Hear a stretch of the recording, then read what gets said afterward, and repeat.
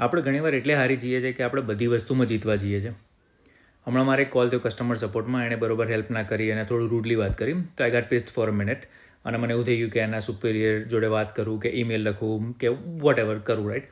પછી એક 10 સેકન્ડ માટે ગુસ્સો રહ્યો અને પછી મેં કીધું એ બધું હું કરીશ, મારી 15 મિનિટ બગાડીશ, એના કરતાં જવા દે ને, કામ પતી ગયું ને, ચલો આગળ નેક્સ્ટ, કાં તો ફરીથી ફોન કરીને બીજા કોઈ જોડે વાત કરી લઉં.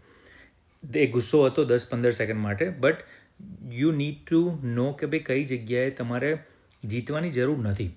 ઘણીવાર હસબન્ડ વાઈફ ક્યાંક ઇવેન્ટમાં જવાનું હોય અને વાઈફને તૈયાર થવામાં વધારે ટાઈમ થઈ ગયો, કાં તો હસબન્ડને ટ્રાફિકમાં આવતા વધારે ટાઈમ થઈ ગયો. હવે તમે ઇવેન્ટમાં જાઓ ને એકબીજા ઉપર બ્લેમ કરો, જીતવા જાઓ કે ભાઈ કોના લીધે લેટ થયું, એના કરતાં ભલે ને વાઈફને તૈયાર થતાં વાર થઈ હોય, તમે કહી દો કે મારે ટ્રાફિક વધારે હતો ઓફિસથી આવતા એટલે લેટ થયું. કાં તો ભલે ને હસબન્ડને લેટ થયું હોય પણ તમે કહો કે યાર મને મેચિંગ ઇયરિંગ નથી મળતી એટલે મારે લેટ થયું. શું ફરક પડે છે? એ બધી વસ્તુમાં જીતીને તમે શું કરશો? એમ કરતાં હારી જાઓ એ વસ્તુમાં જે વસ્તુ એટલી ઇમ્પોર્ટન્ટ નથી, અને ફોકસ એમાં કરો કે જે વસ્તુ તમારા લાઈફમાં ઇમ્પોર્ટન્ટ છે, એ વસ્તુઓ જીતવાની છે, રાઈટ.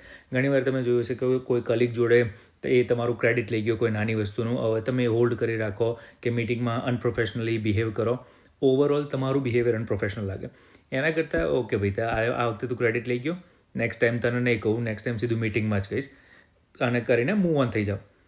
બિગર બેટલ શું છે કે ભાઈ પ્રમોશન તમને મળે કે રેઝ મળે, એ વસ્તુ પર ફોકસ કરો ને. પેલા કલીગે થોડું ક્રેડિટ લઈ ગયો, એમાં થઈને શું કરવા, એ ફાઇટ જીતવા માટે જાઓ છો.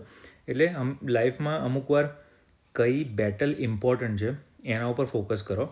જે વસ્તુ નથી ઇમ્પોર્ટન્ટ ને એમાં હારી જવાનું. હા ભાઈ ચાલ ને હારી ગયો, ભલે 99 વસ્તુમાં તમે હારી જતા હોય, પણ જે વસ્તુ સૌથી ઇમ્પોર્ટન્ટ છે એમાં ખાલી જીતશો ને તો એ લાઈફમાં બહુ આગળ આવશો. મોટાભાગના લોકોએ 99માં જીતવા માટે એટલી બધી લડાઈઓમાં ગૂંચવાયેલા રહે છે ને કે જે એક ઇમ્પોર્ટન્ટ વસ્તુ છે ને એ લડાઈ લડવાનો ટાઈમ જ નહીં મળતો. અગ્રી કરતા હોય તો કમેન્ટ કરજો, શેર કરજો, જેને સાંભળવાની જરૂર છે.